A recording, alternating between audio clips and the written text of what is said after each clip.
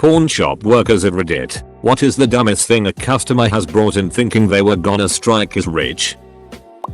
One time this guy brought in a chair he said Lincoln sat in. I called my Lincoln chair guy and he said it was fake. Worked at a traditional games store.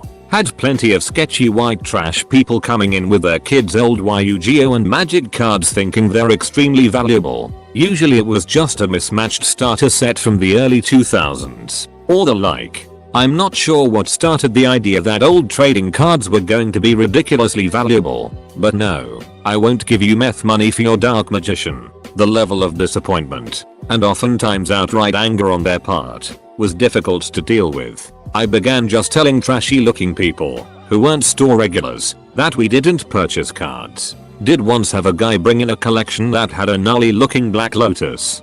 Gave him a good deal for it. A kid from my school had a letter signed by Abraham Lincoln. He brought it to show and tell one day, and we were all super impressed. In grade 12, he stole it from his dad and went to pawn it. He bragged about how he was going to be rich. It turns out his grandfather forged the letter and gave it to his dad as a gift. A thief stole our heavy-duty snowblower out of the garage in early July during a heat wave and took it to a local pawn shop, hoping to fetch a big price for it. After the police called to say they had located it, the pawn shop owner said the guy just couldn't understand why there wouldn't be a hot market for an expensive snowblower year-round. Had a guy try get $100 for 2 wheat pennies and 2 buffalo nickels. 4-legged. About 5 years ago I had a guy call the store and ask if we took GPSs. I told him we did. Then he asked the address to the store. I told him. Then he asked me how to get there. Comic book shop employee. Every single seller has a totally mint collection and a first appearance of Superman or Batman. There have been literally hundreds of Batman Superman #1s printed over the years. Every time they reboot a series, it starts at issue #1. The people who were polite about it, I didn't mind. The people who thought we were trying to rip them off and that their books were priceless just did my head in. There was a buy and sell by my house that would give you $5 for any game and sell every game for 10. I used to go in and check prices on all games, and if I would make more than 10 from GameStop I would buy the game. Go to GameStop and sell it and then buy all the crappy games GameStop had that were less than $5 and take it back to the buy and sell to make more money. I was a heroin addict at the time, so that was my job when I wasn't working at the restaurant. Edit. My and working.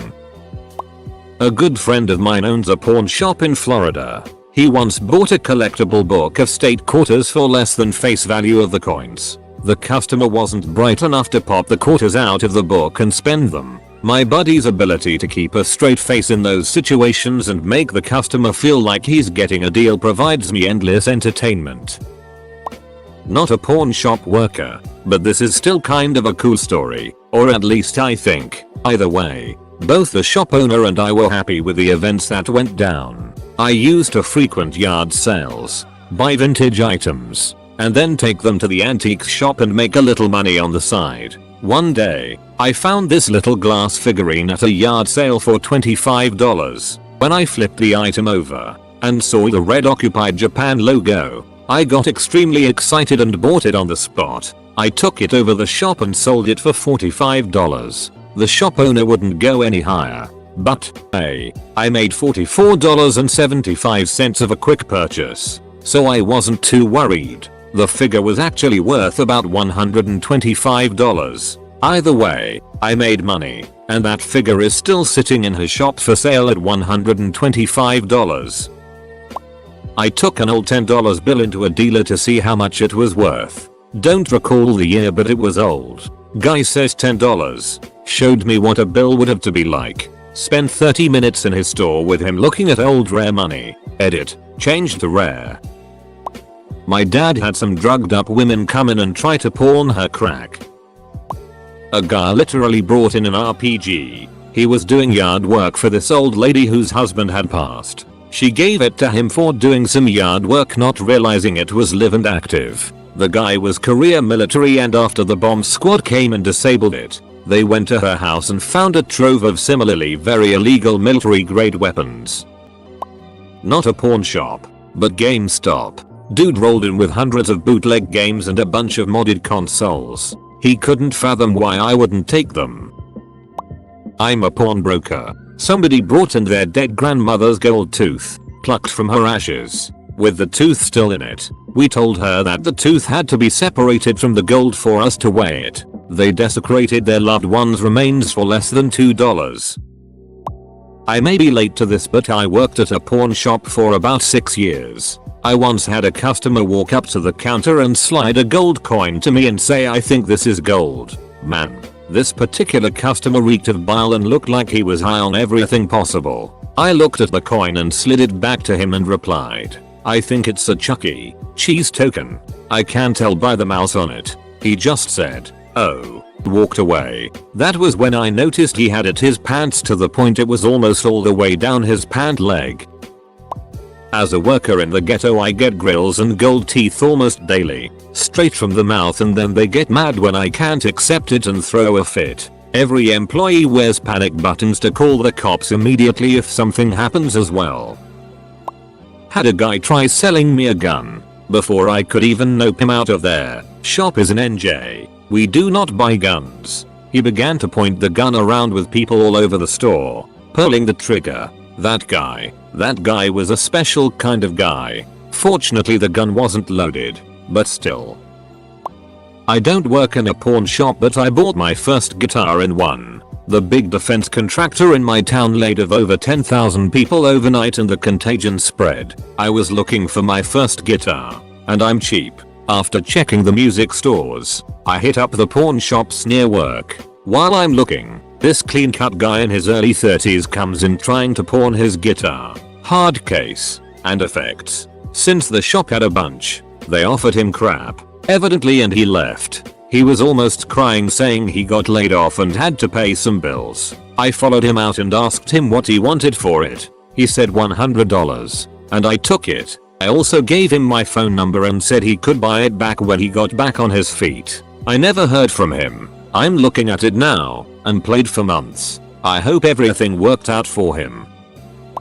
I worked in a jewelry store during the peak of the everybody buys gold and diamonds phase. A group of kids comes in with a ring they found in the parking lot. It's an obvious CZ, which I tell the ringleader, "Here." As soon as he hands it to me, one of the others demands, a touch annoyed, "How do you know?" In one of those excellent two rare moments of perfect reaction, I asked, "Why'd you bring it to me?" "Because you're a jeweler." "Oh."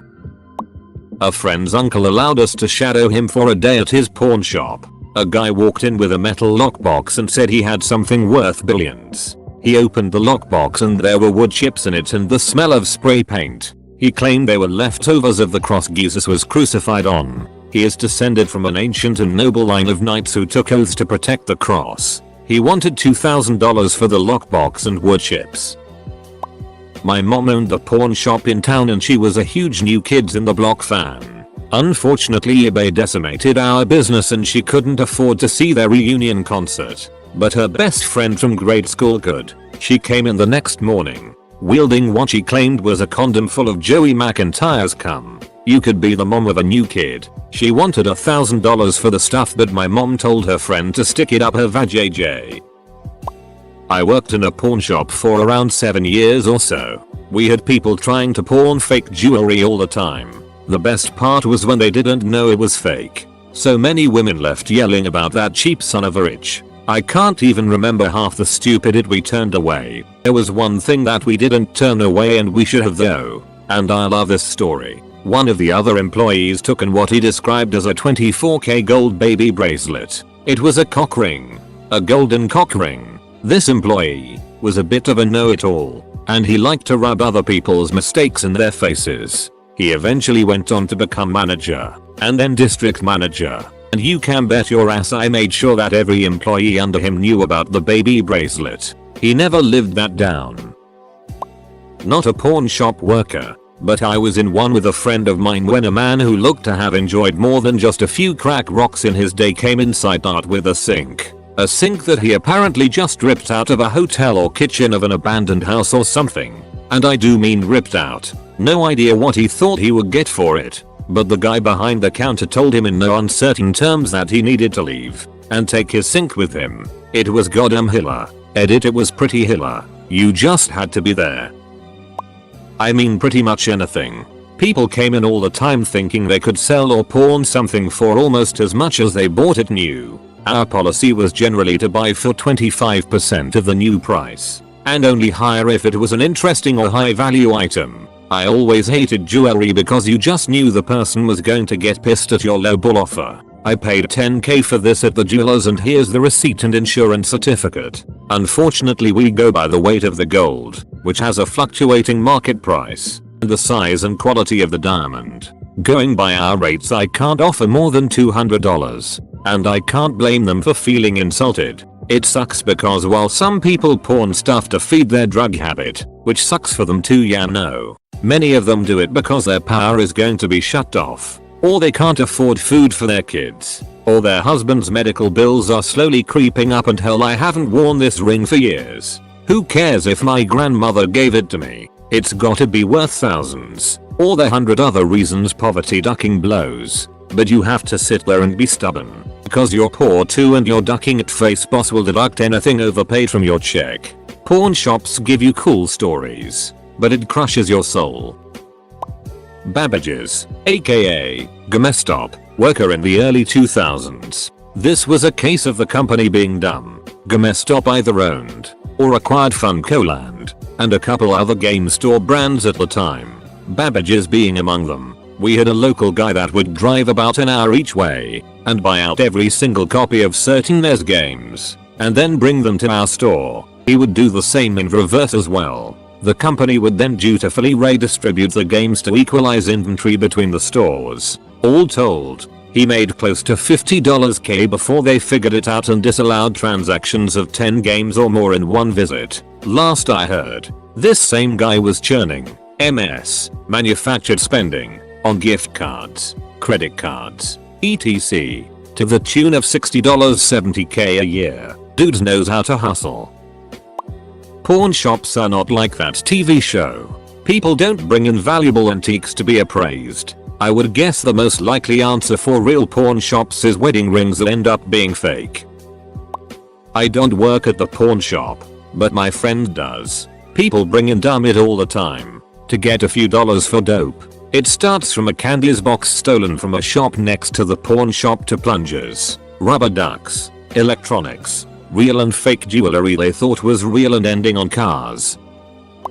I just have to say, I've only tried to sell something to a pawn shop once, some kind of CB radio setup and related components, and they offered me $20. When I told them that wasn't enough, they laughed at me and said I wouldn't get a better offer anywhere else. I ended up selling it on Craigslist for $300. I'm not a pawn shop owner, but when I was 10 or 11 I caught a black widow spider and excitedly brought it to the pawn shop in town inside a Mountain Dew bottle, ready to claim my bounty. They weren't interested. Pet shop wouldn't take it either. I made a cardboard sign and stood on the side of the road, but I never found a buyer. I went to college in a farm town in northern Colorado. I had a red leather jacket that I bought in high school that I wanted to sell in one of the pawn shops out there. I never wore it and would rather have cash than the jacket. I didn't want money for drugs, just money because I was a broke college student. They refused to buy it because it was red and that color was somehow gang related. I had no idea that farm town had any gang problems, but whatever. One time this guy brought in a giant petrified turd and thought it was a meteor. Worked at a comic book and memorabilia store, and people have really messed up notions of value. Just because it is old doesn't mean it is valuable. Just because it is rare doesn't mean there is a market for it. The worst was when people would come in with things that were signed with no authentication and demand outrageous prices. Some old lady and her obviously tweaker granddaughter brought in a comic they claimed was signed by Stan Lee and wanted $1,000 for it. We laughed them out of the shop. Also, a picture of you with William Shatner that he signed has no value to anyone but you. A penny that was dated 2009. I'm sure this will stay buried, but we combat a lot of people coming in with stupidly high asking prices by keeping an equivalent item in stock at a reasonable price. For example, the 1780 Austria silver thaler has Maria Theresa If original, goes for a lot of money, but almost all of them are reproductions. The original dies were never destroyed and were used to make the reproductions. Therefore they look exactly like the originals. One day we had a father and son come and super excited. They finally hit the lotto. They showed me their Austria Thaler. I offered them a little bit shy of the silver content, which was $20 at the time, and the father got super pissed. He claimed we were trying to rip him off. That's understandable, I thought, because it was almost identical to the expensive version. So, I tried to explain to him that there's hundreds of thousands of reproductions. He still didn't get it. His son did. So, now his son and I tried to get him to come around and he wouldn't. That's when I went to the back room, pulled out a bucket with about 15 of the same type of Thaler that he brought in, and told him if he thought they were worth thousands of dollars, I'd sell mine to him for $22 each. He never flinched and said, "I'm not here to buy these. I'm here to sell mine." At that point, I just said, "We aren't buying those Thalers anymore. Have a nice day." I literally just had a lady walk out on me angry that I couldn't offer any money on her small wooden spice rack. It even had half empty spices still on it. A few months ago an old man came in with a trash bag full of used bongs, complete with weed and dripping with bong water. Said he's selling all his son's stuff. He was such a sweet old dude, I felt bad and told him to break it all up in the dumpster outside and not ride around with it. I get a ton of old coins that people bring in thinking they're worth a bunch of money, and I usually have even older stuff in my change drawer that I can show them. Most people laugh about it. Also, I have seen quite a few gently used dildos in my time as well.